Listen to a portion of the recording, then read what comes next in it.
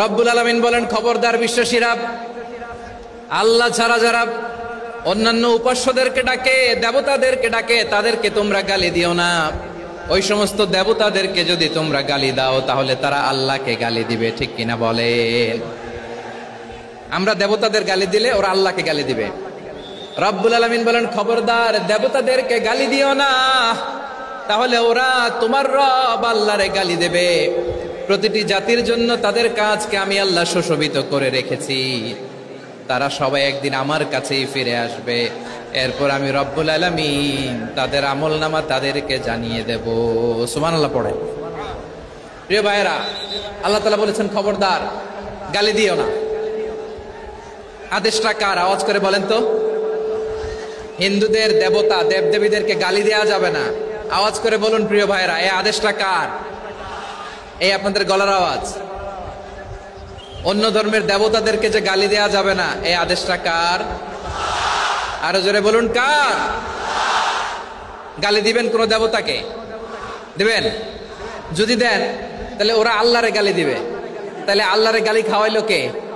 আপনি, ঠিক কিনা বলেন? আমি আল্লাহকে গালি খাওয়ানোর কারণ হলাম, কারণ আমি যদি গালি না দিতাম ওরা আমার রবকে গালি দিত না। আওয়াজ করে বলেন ঠিক কিনা? তাহলে প্রিয় ভাইয়েরা, ইসলাম আমাদেরকে শিখায়, সূরাতুল আনআমের 108 নম্বর আয়াত থেকে আমরা বুঝলাম কোন ধর্মকে ছোট করা যাবে না।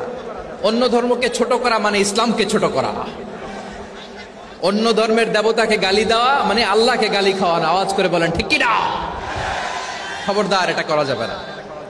আর অন্য ধর্মের দেবতাকে যদি আপনি গালি দেন, ওরা ইসলাম থেকে দূরে সরে যাবে। যাও ইসলামের প্রতি আকৃষ্ট হয়েছিল আর কোনোদিন ইসলামের ধারে কাছে আসবে না। আওয়াজ করে বলেন ঠিক কিনা? এজন্য কখনো কোনোদিন অন্য ধর্মের দেবতাদেরকে গালি দেয়া যাবে না। অন্য ধর্মের কোন দেবতাদেরকে আমরা গালি দিব না, গালি দিব না, বরং ইসলামের beauty, the beauty of Islam, ইসলামের সৌন্দর্যকে আমরা তুলে ধরব। আমরা যদি বিশ্বনবী সাল্লাল্লাহু আলাইহি ওয়াসাল্লামের জীবনের দিকে তাকাই, তাহলে আমি দেখব বিষ্ণু ইসলাম মক্কাতে কিংবা মদিনাতে অন্য ধর্মের লোকদের সাথে খুব পিসফুলি লাইফ লিড করেছেন। হোক মুশরিক, হোক খ্রিস্টান, হোক ইহুদি, বিশ্বনবী সবার সাথে মিলেমিশে ছিলেন। আলহামদুলিল্লাহ বলেন। ইসলাম হচ্ছে পিসফুল রিলিজিয়ান। অন্য ধর্মের প্রতি সহনশীলতার সবক ইসলাম আমাদেরকে দেয়। কিন্তু প্রতিটি মুসলিমের এটা মনে রাখতে হবে, আল্লাহর কাছে পছন্দনীয় গ্রহণযোগ্য ধর্ম, জীবনাদর্শ একটি, সেটা হচ্ছে ইসলাম। আওয়াজ করে বলেন সেটা কি? লালমনিরহাটের ভাইয়েরা আওয়াজ করে বলুন, আল্লাহর কাছে মনোনীত ধর্ম একটি, সেটা কি? এজন্য রব্বুল আলামিন বলেন, ইন্নাদ-দীনা ইনদাল্লাহিল ইসলাম, আল্লাহর কাছে মনোনীত গ্রহণযোগ্য অ্যাকসেপ্টেড ধর্ম মতাদর্শ একটা, সেটা হলো ইসলাম। ইসলাম ছাড়া অন্য কোন ধর্ম যদি কেউ তালাশ করে, তার ওই ধর্ম আল্লাহ গ্রহণ করবে না। ওমাইয়াবতাগি গায়রাল ইসলামি দীনান ফালাই ইউকবালা মিন ওয়া হুয়া ফিল আখিরাতি মিনাল খাসিরিন।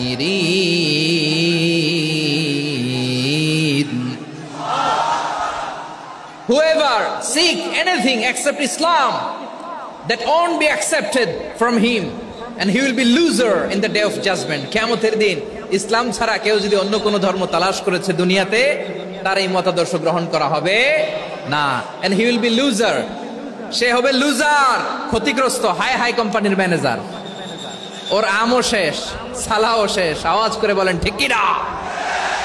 এজন্য ইসলাম পেয়ে আমরা খুশি না বেজার? প্রত্যেক নামাজ শেষে আমরা আল্লাহরে বলি, আল্লাহ রাদিতু বিল্লাহি রাব্বা ওয়া বিল ইসলামি দীনা ওয়া বি মুহাম্মাদিন নাবিয়ান ওয়া রাসূলা। ও আল্লাহ, তোমারে রব হিসেবে পেয়ে আমরা খুশি। ও আল্লাহ, ইসলামকে ধর্ম হিসেবে পেয়ে আমরা খুশি। বিশ্বনবীকে আমাদের রাসূল পেয়ে আমরা খুশি। ঠিক কিনা বলেন? ইসলাম ছাড়া অন্য কোনো ধর্ম আমরা গ্রহণ করব না। ঠিক কিনা বলেন? আল্লাহর কাছে অ্যাকসেপ্টেড রিলিজিয়ান একটা, সেটা ইসলাম।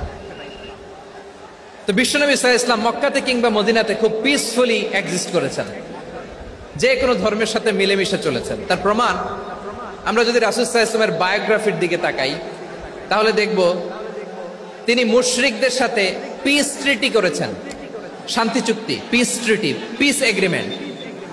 আপনারা হুদাইবিয়ার সন্ধির নাম শুনেছেন? আমার লালমনিরহাটের কলিজার টুকরা ভাইয়েরা, হুদাইবিয়ার সন্ধির নাম আপনারা শোনেন নাই? ষষ্ঠ হিজরিতে বিষ্ণু ঈসা ইসলাম মুশরিকদের সাথে এই ট্রিটি করেছেন, চুক্তি। কাদের সাথে? মুশরিকদের সাথে। আমরা তো মুসলমান বসতে পারি না, আমরা দুই মুসলিম ভাই একসাথে বসে চা খেতে পারি না, গল্প করতে পারি না। বিষ্ণু ঈসা ইসলাম মুশরিকদের সাথে ট্রিটি করেছেন, হুদাইবিয়ার সন্ধি। এই সন্ধির আগে মক্কা থেকে কেউ মদিনায় যেতে পারে না, মদিনা থেকে কেউ মক্কায় যেতে পারে না। কিন্তু এই সন্ধির পরে ট্রাফিক স্বাভাবিক হয়ে গেল, মক্কার লোকেরা মদিনায় আসতে পারে, মদিনার লোকেরা মক্কায় আসতে পারে। এটাকে বলে সুলহে Hudaibiya, the peace agreement of Hudaibiya, শান্তি চুক্তি।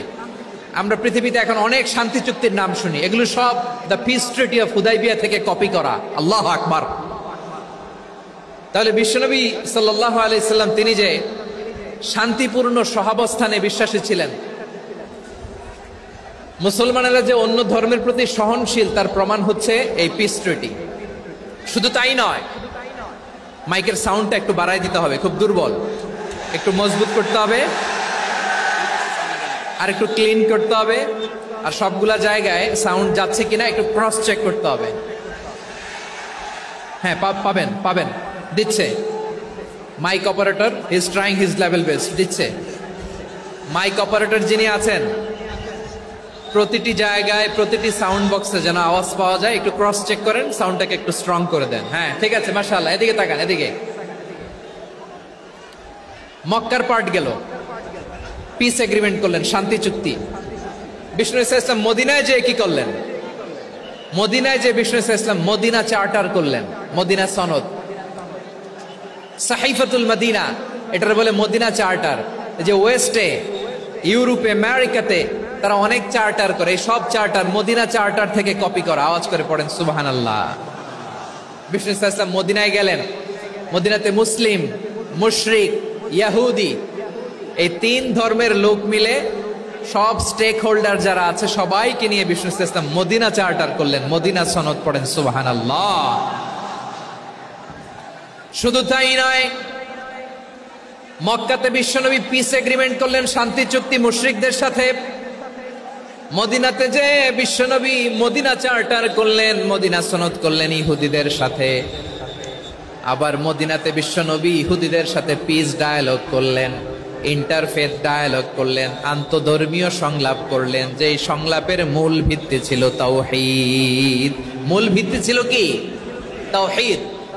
বিশ্বনবী ইহুদিদেরকে ডাকলেন, আহ্বান করলেন, কুল ইয়া আহলাল কিতাবি তাআলাউ ইলা কালিমাতিন সাওয়াইন বাইনানা ওয়া বাইনাকুম আল্লা না'বুদা ইল্লাল্লাহ ওয়া লা নুশরিকা বিহি শাইআন ওয়া লা ইয়াত্তাখিযা বা'দুনা বা'দান আরবাবাম মিন দুনিল্লাহ فإن تولوا فقولوا اشهدوا بأننا مسلمون। সুবহানাল্লাহ পড়েন।